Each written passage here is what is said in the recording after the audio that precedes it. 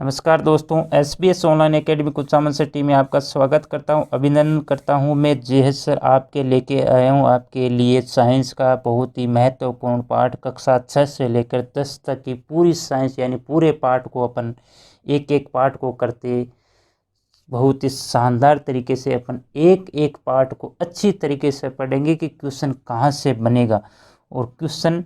और अगर बात करें अपन रीट की, तो रीट में जो रीट लेवल 2 साइंस मैथ का जो बंदा है यानी स्टूडेंट है, वो अगर तैयारी करता है तो उसके लिए बहुत ही महत्वपूर्ण टॉपिक है। यहाँ पर मैं आपको करवाऊंगा कक्षा 6 से लेकर 10 तक की पूरी साइंस का रिवाइज यहाँ पर किया जाएगा और बहुत ही आसान तरीके से यानी कम समय में आपको यहाँ पर मिलेगा। और कोई भी अगर कंपटीशन एग्ज़ाम की अगर अपन बात करेंगे, चाहे पटवार है, चाहे पुलिस है, आर्मी है, एसएससी है, एसएससी जीडी एलडीसी है, कोई भी एग्ज़ाम या कंपटीशन एग्ज़ाम आप ले लीजिए, उसमें साइंस के क्वेश्चन आपको देखने के लिए ज़रूर मिलेंगे। तो ये सभी कंपटीशन एग्ज़ाम के लिए बहुत ही महत्वपूर्ण वीडियो है और ये पार्ट आज कक्षा 6 से लिया गया है, भोजन के स्रोत। अपन इस वीडियो में ऐसे चलेंगे कि अपन कक्षा 6 में इस तरीके से पढ़ेंगे अपन कि अपन अभी कक्षा 6 में पढ़ रहे हैं और फिर अपन कक्षा 7 में जाएंगे, फिर 8 में पहुंचेंगे, 9 में जाएंगे, फिर 10 में जाएंगे। इस प्रकार अपना जो लेवल है वो बढ़ाते जाएंगे, यानी अपना लेवल निम्न स्तर से उच्च स्तर की ओर जा रहा है दोस्तों। तो आज का अपना जो टॉपिक है कक्षा 6 का पाठ भोजन के स्रोत, ये आपका रीट में भी दिया गया है दोस्तों। और रीट में भोजन के स्रोत, तो पहला पार्ट भोजन के स्रोत है, तो इसमें अपन पढ़ेंगे भोजन के स्रोत में भोजन की आवश्यकता, भोजन के आधार पर जंतुओं का वर्गीकरण, भोजन के स्रोत यानी भोजन कहाँ से प्राप्त होता है, क्षेत्रीय भोजन और विशिष्ट भोजन, इसके बारे में अध्ययन करें। तो दोस्तों भोजन की अगर अपन बात करें तो खेलने, कूदने, दौड़ने या कोई अन्य प्रकार के कोई कार्य करने के लिए हमारे शरीर को किसकी आवश्यकता होती है, ऊर्जा की आवश्यकता होती है। इन सभी कार्यों को हम करने के लिए हमारे शरीर में संचित ऊर्जा खर्चित होती रहती है और अगर ऊर्जा खर्च होगी तो हमें थकान अनुभव होगी और थकान अनुभव होगी तो हमें क्या होगा, भूख लगेगी और भूख लगने पर अपन क्या करते हैं, भोजन करते हैं। तो शरीर को भोजन की आवश्यकता क्यों होती है, तो शरीर को भोजन की आवश्यकता के लिए अपन 3 महत्वपूर्ण जो किताब में दे रखे कक्षा 6 के हिसाब से यानी कक्षा 6 की स्तर के अनुसार वो आपके सामने है कि भोजन की आवश्यकता क्यों होती है। इन बिंदुओं को अपन एक बार देख लेते हैं कि भोजन दैनिक शारीरिक कार्य हो तो ऊर्जा की आपूर्ति बनाए रखता है। भोजन शरीर को स्वस्थ बनाए रखने के साथ साथ शरीर में वृद्धि और विकास में भी उपयोगी होता है और भोजन शरीर में रोगों में लड़ने की क्षमता यानी रोग प्रतिरोधक क्षमता को बनाए रखता है। भोजन ये 3 महत्वपूर्ण काम करता है हमारे शरीर में दोस्तों। अब अपन बात करते हैं कि भोजन के आधार पर जंतुओं का वर्गीकरण। भोजन के आधार पर जंतुओं का वर्गीकरण 3 प्रकार से किया गया है। कितने प्रकार है, 3। तो पहला है आपके शाकाहारी होता है, दूसरा मांसाहारी होता है और तीसरा सर्वाहारी होता है। और शाकाहारी कौन से होते हैं देख लेते हैं, इस जो किताब के हिसाब से अपन देख लेते हैं कि शाकाहारी कौन सा होता है। यहाँ पर जो बात मेन पॉइंट जहाँ से क्वेश्चन बनेगा वहीं से मैं आपको करवाऊंगा, बाकी फालतू की चीज़ें जो किताब में दे रखी उनको मैं यहाँ पर नहीं करवाऊंगा दोस्तों, ध्यान रखिए इसी बात का। तो पहला है आपका शाकाहारी। तो शाकाहारी कौन से जंतु होते हैं, वह जंतु जो पेड़ पौधों से प्राप्त यानी पादपों से प्राप्त भोजन का उपयोग करते हैं, केवल पेड़ पौधों से प्राप्त भोजन का उपयोग करते हैं, उसे अपन क्या कहते हैं, शाकाहारी जंतु कहते हैं। और मांसाहारी जंतु कौन से होंगे, वे जंतु जो जंतुओं से प्राप्त जंतुओं को भोजन के रूप में खाते हैं, वो कौन से हो जाएंगे, मांसाहारी जंतु। और सर्वाहारी जंतु कौन से हो जाएंगे, जो दोनों प्रकार के हो यानी शाकाहारी भी हो और मांसाहारी भी हो, उसको अपन क्या कहते हैं, सर्वाहारी जंतु कहते हैं दोस्तों। तो सबसे पहले आपका यहाँ पर दिया गया है शाकाहारी जंतु। तो शाकाहारी जंतु इस किताब के हिसाब से ऐसे जंतु जो पेड़ पौधों से प्राप्त भोजन सामग्री को भोजन के रूप में ग्रहण करते हैं, शाकाहारी जंतु कहलाते हैं, जैसे गाय, भेड़, बकरी, ऊँट, हिरण आदि। और बात करें एक बार आसन मांसाहारी जंतुओं की, तो मांसाहारी जंतु ऐसे जंतु है जो जंतुओं से प्राप्त भोजन सामग्री जैसे मांस, मछली आदि को भोजन के रूप में ग्रहण करते हैं, मांसाहारी जंतु कहलाते हैं। जैसे शेर है, भेड़िया है, मगरमच्छ है, सांप है आदि। और बात करें कि सर्वाहारी जंतु, तो सर्वाहारी जंतु कौन से हैं? ऐसे जंतुओं और पेड़ पौधों दोनों से प्राप्त भोजन सामग्री को भोजन के रूप में ग्रहण करते हैं, वो सर्वाहारी जंतु कहलाते हैं। कौवा है, कुत्ता है, मनुष्य आदि। ये तीनों प्रकार भोजन के आधार पर जंतु का किसका वर्गीकरण है? जंतुओं का वर्गीकरण है। कितने प्रकार पढ़े थे अपन? 3, शाकाहारी, मांसाहारी और सर्वाहारी।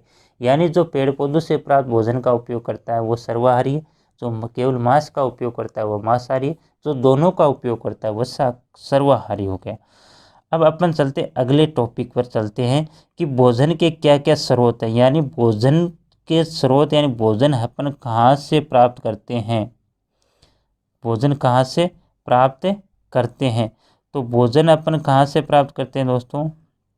भोजन अपन करते हैं कि भोजन पहला है कि हमें पेड़ पौधों से भोजन प्राप्त होता है, दूसरा है जंतुओं से प्राप्त भोजन। भाई 2 प्रकार से भोजन प्राप्त होता है, या तो हमें पेड़ पौधे यानी पादप से प्राप्त होगा, या अपन जंतुओं से भोजन प्राप्त करते हैं। तो पहला यहाँ पर है कि भोजन के स्रोत के रूप में पादप, यानी पादपों से हमें क्या क्या प्राप्त होता है। तो पादपों से हमें प्राप्त होने वाली आपकी सामग्री अनाज है, दालें हैं, सब्जियां हैं, फल है, शर्करा है, तेल है, मसाले है, स्फूर्ति पेय, स्फूर्ति पेय का मतलब चाय कॉफ़ी वगैरह, ये भी हमें पेड़ पौधों से प्राप्त होते हैं। तो अपन यहाँ पर देखेंगे अनाज। अनाज के बारे में आप सब जानते हैं कि अनाज क्या है, लेकिन अनाज से हमें क्या प्राप्त होता है? तो अनाज से प्रमुख रूप से हमें कार्बोहाइड्रेट प्राप्त होता है, और अनाज के रूप में गेहूँ, मक्का, चावल, बाजरा आदि होता है। और इसी प्रकार आपको यहाँ पर दालें दे रखी है, दालों से हमें प्रमुखतः हमें क्या प्राप्त होता है? हमें प्रोटीन प्राप्त होता है। क्या प्राप्त होता है? प्रोटीन प्राप्त होता है। जैसे है दालें चना, सोयाबीन, मटर, मूंग, मोठ, मसूर, अरहर आदि की दालें हैं। तो दालों से हमें क्या प्राप्त होता है दोस्तों? प्रोटीन प्राप्त होता है। उसके बाद में आपको दे रखा है सब्जियां। पौधों के विभिन्न भागों को अपन सब्जियों के रूप में प्रयोग करते हैं। भाई सब्जियों के रूप में पौधों के भाग खाते हैं, किसी की जड़ खाते हैं, तो किसी का तना खाते हैं, तो किसी की पत्ती, फूल, फूल आदि खाते हैं। तो यहाँ पर जो मोस्ट क्वेश्चन बन सकता है, तो अगर आपसे पूछे कि गोभी, फूल गोभी का कौन सा भाग खाते हैं, तो उसका जो हमें फूल है वो खाते हैं दोस्तों। तो यहाँ पर एक सारणी दे रखी है दोस्तों, यहाँ से बढ़िया क्वेश्चन बन सकता है इजी। अगर क्वेश्चन की बात करें तो यहाँ से ये बहुत शानदार बढ़िया क्वेश्चन यहाँ से बन सकता है। अगर अपन फूल की बात करें तो फूल हमें फूल गोभी का खाते हैं, ठीक है। भिंडी का कौन सा भाग खाते हैं? फल खाते हैं, ठीक है दोस्तों। पालक का कौन सा भाग खाते हैं? पत्ती खाते हैं दोस्तों।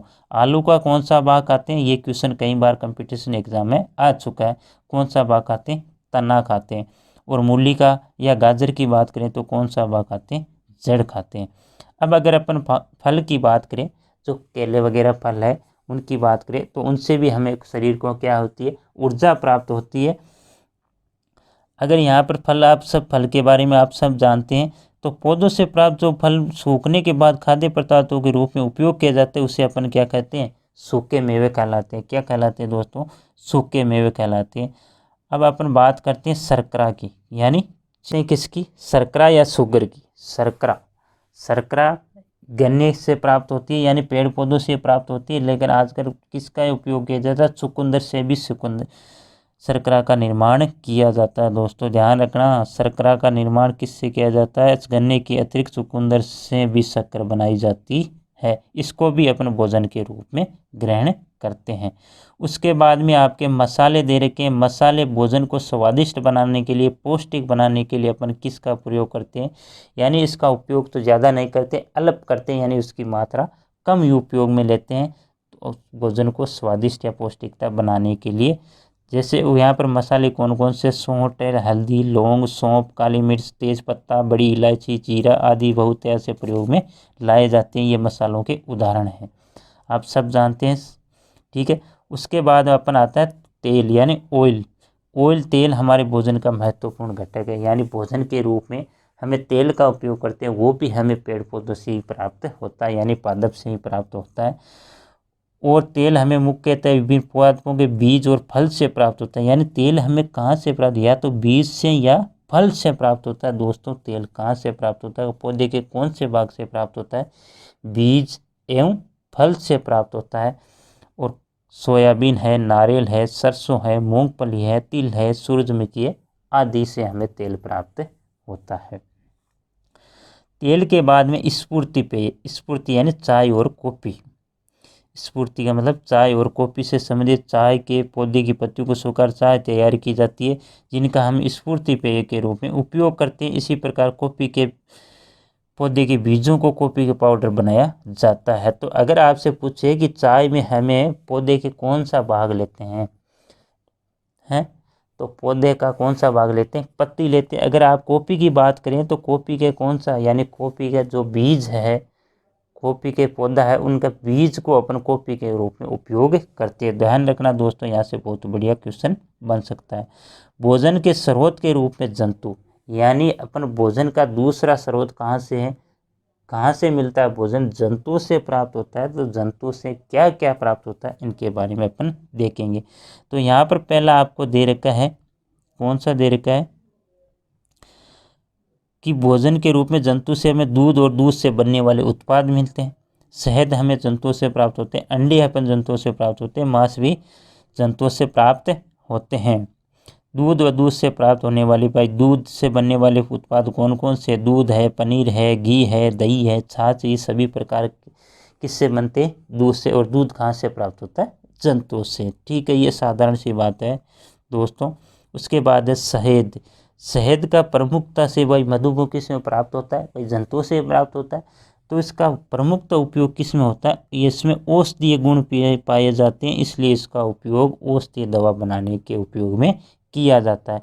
उसके बाद में अंडा दे रखा है। अंडे में क्या है, भाई जो अंडे मुर्गी से प्राप्त होते हैं, इनमें सबसे प्रमुख क्या होता है, कैल्शियम और प्रोटीन पाया जाता है। क्या पाया जाता है दोस्तों, कैल्शियम और प्रोटीन की प्रचुर मात्रा पाई जाती है, किसमें, अंडे में। उसके बाद में मांस और मछली, यानी जो मांस के रूप में उपयोग करते हैं, मांस से हमें क्या प्राप्त होता है, ये प्रोटीन का प्रमुख स्रोत होता है, कौन, मांस।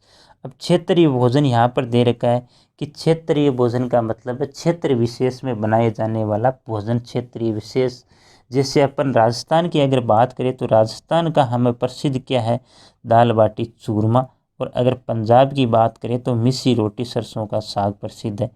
और अगर दक्षिणी भारत की बात करें तो इडली डोसा ये प्रसिद्ध है। और विशिष्ट भोजन, विशिष्ट भोजन का मतलब यहाँ पर होता है कि हम अगर कोई त्यौहार वगैरह आता है तो हम उस त्यौहार पर विशिष्ट भोजन बनाते हैं। होली है, दीपावली और या अन्य कोई भी त्यौहार है तो उस पर अपन विशिष्ट भोजन यानी अलग प्रकार का भोजन बनाते हैं, उसे अपन क्या कहते हैं, विशिष्ट भोजन। यानी जो पर्व या त्यौहार पर बनाया जाता है भोजन, उसे अपन क्या कहते हैं, विशिष्ट भोजन कहते हैं। तो आज का ये पार्ट आपका कंप्लीट हो गया। अब यहाँ पर मैं आपको एक बार क्वेश्चन जो प्रश्न दे रखे अभ्यास प्रश्न, उनमें से भी क्वेश्चन आपको एग्जाम में देखने को मिलेगा। एग्जैक्ट है ना, जैसा क्वेश्चन वहाँ दे रखा है वैसा आपको एग्जाम में भी देखने को कई बार मिल जाता है। तो ज़रूर यहाँ पर देख ली कि शाकाहारी जंतु है, तो आपसे शाकाहारी जंतु पूछ रहा है। तो शाकाहारी जंतु सीधी सी बात है दोस्तों, यहाँ पर कौन दे रखा है, हिरण है। तो इसका आंसर क्या है, दाल पौधे का कौन सा भाग है, सर कौन सा भाग है, तो दाल के रूप में अपन कौन सा भाग आते हैं, बीज। भाई दाल पौधे का बीज ही भाग है। ठीक है, ये आपके क्वेश्चन दे रहे, छोटे मोटे सरवारी जंतु ये क्वेश्चन भी और दे के देख लो दोस्तों। ये क्वेश्चन, इन क्वेश्चनों को भी आप ध्यान से देखना, इससे भी कई बार कंपटीशन एग्जाम में आपके क्वेश्चन आते हैं। तो आज का ये पार्ट कक्षा 6 का प्रथम पार्ट कंप्लीट हुआ है दोस्तों। आपको उसमें टाइम नहीं लगा है, ना मैंने इससे ज़्यादा लंबा बनाने की कोशिश की है, ताकि आपका भी टाइम ख़राब ना हो और मेरा भी टाइम ख़राब ना हो और आपका समय बचे और आप जल्दी यानी कम समय में ही कक्षा NCERT जो RBC की पुस्तक है उनको आप रिवाइज कर सकते, यही मेरा उद्देश्य है। तो अगर आपको वीडियो अच्छा लगा है तो ज़रूर लाइक कर दीजिए, अगर शेयर कर दीजिएगा और चैनल पर नए हैं तो चैनल को सब्सक्राइब कर लीजिएगा दोस्तों। फिर मिलेंगे अपन अगला पार्ट लेके, कक्षा 6 का पार्ट नंबर 2 तक। अगर आपका रीट का एग्ज़ाम 20 जून को है तो उससे पहले पहले में जो रीट यानी साइंस का है कक्षा 6 से 10 की जो पूरी किताब है, कक्षा 6 से लेकर 10 तक की, उसको रिवाइज आपको करवा दूंगा दोस्तों। तो धन्यवाद।